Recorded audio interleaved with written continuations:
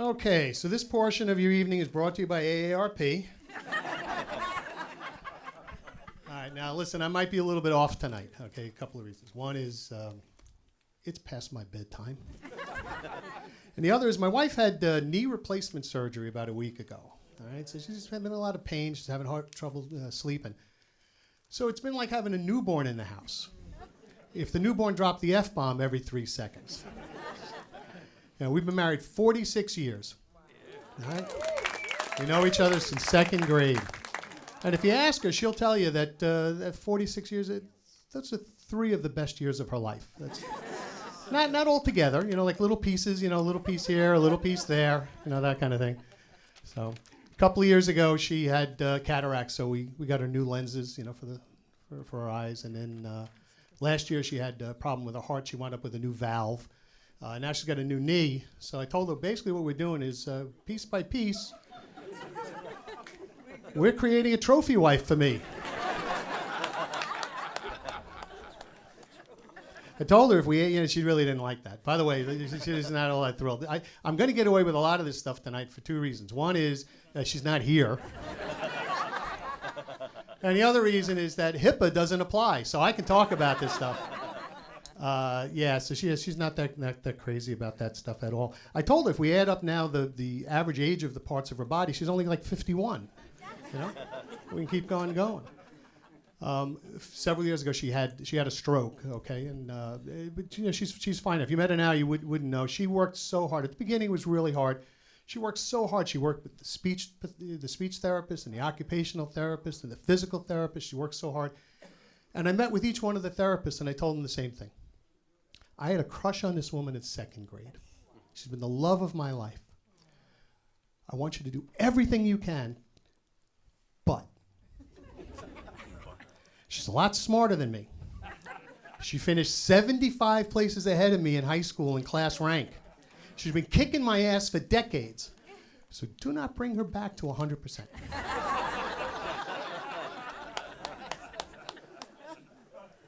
93, 94.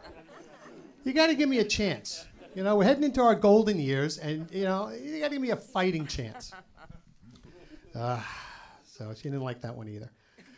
We have 2 daughters. They're grown up. Very, very proud of both of them. It's funny, when Ange was first pregnant with our eldest, we decided to do some research on what it's going to take to be a good parent. Okay, I see a lot of people out here. How many of you are parents or grandparents? Right? There you go. You can clap. That's allowed. And I'm sure you're all good parents. Okay, and we did. We talked to people that we respected. We did a lot. We came to the library actually. We did a lot of research, and we came down to that. We realized that to be a really good parent, it's a lot of hard work. It's dedication, it's sacrifice. So we looked at each other and we made a commitment to each other that we weren't going to be good parents. just too much work. Too much work. We said, all right, what's the minimum that we have to do to slide by so that they don't take the kids away from us? Not that would have been a deal breaker, but our parents would have been upset. And so that's what we did. So I can tell you honestly, we were mediocre parents. You know, I accept that. I'll give you a perfect example. We tried desperately not to let the kids inconvenience our lives. So if we couldn't find a babysitter on a Saturday night, we would report ourselves to Child Protective Services. Because they send investigators down. The investigators take the kids into another room. They got to interview them. They got to write a report. We could sneak out for a quick burger and a beer. Couldn't come to a comedy show, you know, but we could head over to EGP, all right, and have a shot of tequila and a taco. We're able to do that without any problems. Yeah, we weren't bad parents, though. I want to make that clear. We weren't bad parents. Like, you know, we did the things that you're supposed to do to make sure that the kids are safe. You know, we made sure that they got all their shots. We made sure that the house was baby-proofed. We never let them on the plane to Epstein Island. So they've never met a president. That's the downside. Come on, that's a bipartisan joke. Yeah, it's so difficult. Raising kids is not easy. And like I said, we didn't really try that hard. My older daughter, a really good student, she came to us one day and she says to me, she must have been about third grade. She says, "Dad, is MIT a good school?" I said, "Is MIT a good school?" I said, "Oh, MIT. Yeah, MIT is a really good school. It's a really expensive school, but yeah, it's a really good school." She comes to me a couple of days later. She goes, "Dad, what's an Ivy League school?" I said, "Ivy League schools. Ivy League schools are the best schools in the country.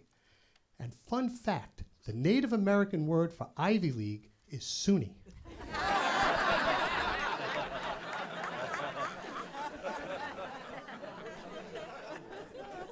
So my wife yelled at me. She says, "Why are you lying to the kid?" I said, "Listen, she's 17, and she thinks that SUNY Brockport is an Ivy League school.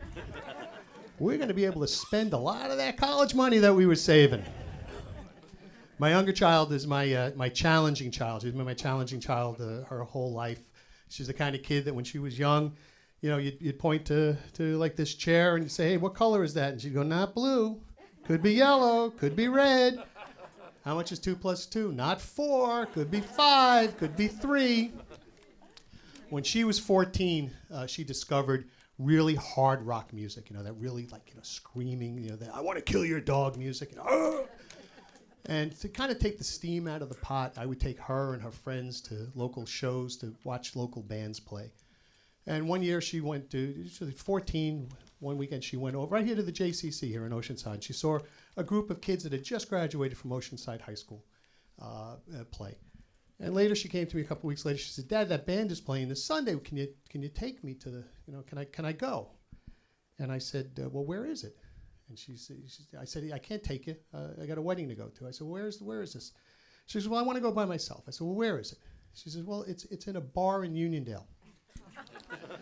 Now, I'm a mediocre parent, but even that sent up some red flags, right? So you're 14 years old. You're not going to a bar in Uniondale by yourself. She goes, No, Dad, don't worry about it. You don't have to drive."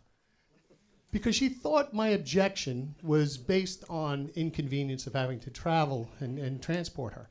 So she says, "No, Dad." She goes, I got a ride." I said, "Yeah?" She goes, "Yeah.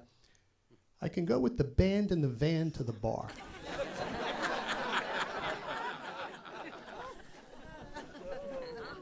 "You can go with the band in the van to the bar?" She said, "Yeah." I said, "Allison, that sentence has 11 words in it, and 9 of them have given me an aneurysm. You're not going with the band in the van to the bar." So, "Oh, Dad, you're just so paranoid. You don't understand." She goes, "David's a lead guitar player. He's driving. He's 19. He's been driving for 2 years. He's got no tickets, no accidents." I said, "Oh, 2 years, but all the full 24 months, right? He's got all 24 months." "No, you're not going with the band in the van to the bar." "Oh, you're ruining my life. Horrible. Oh, paranoid." So about a month later, I ran into a guy here in town who I knew David and knew the band. So I said, "So what's going on with that?" So he says, "David's a good kid." He goes, "I just wonder, whatever happened with that case when he shot the kid in the leg?"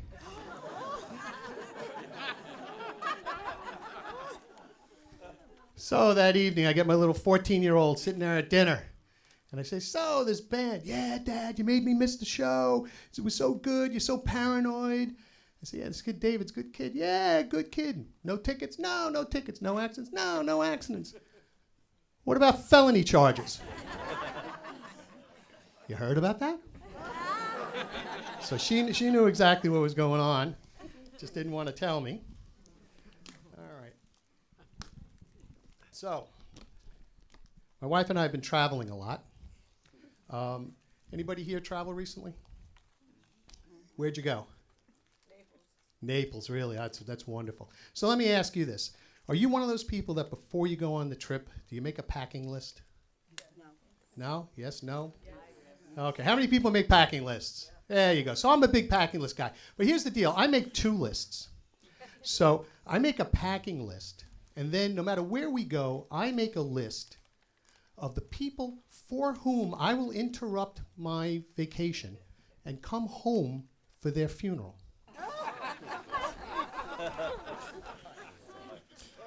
And I base it on a few factors. How expensive is the vacation? How far away is the vacation? You know? It's like if we're just out in the Hamptons for a few days, I don't even know you, but I'll come home to you if you're awake, pay my respects and I'll pop back out. But if I'm in Italy, if I'm in Naples, that list gets a lot shorter. A lot shorter. So one time I guess, and I like I said, I know some people think that I'm a little bit crazy, but you all do the same thing. You all have that list. If you just think about it, if you were on safari in Africa, okay, picture yourself there. Now picture the self that people that you came to the show with. You gonna come home from Africa for them?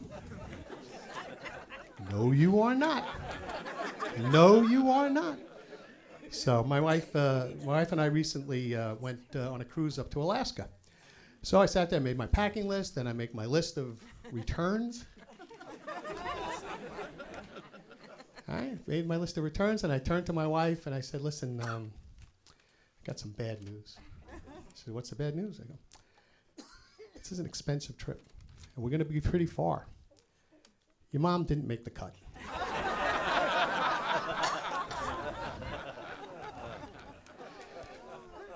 Like I said, I certainly, there are a number of times that I push my wife to the absolute limit.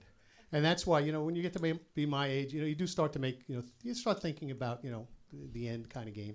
And I know for a fact that I'm going to be cremated. I absolutely know that. The thing is, I don't know if she's going to wait until I'm dead. Because I have a really good feeling that I'm going to wake up one morning, handcuffed to the bed, and not in a good way,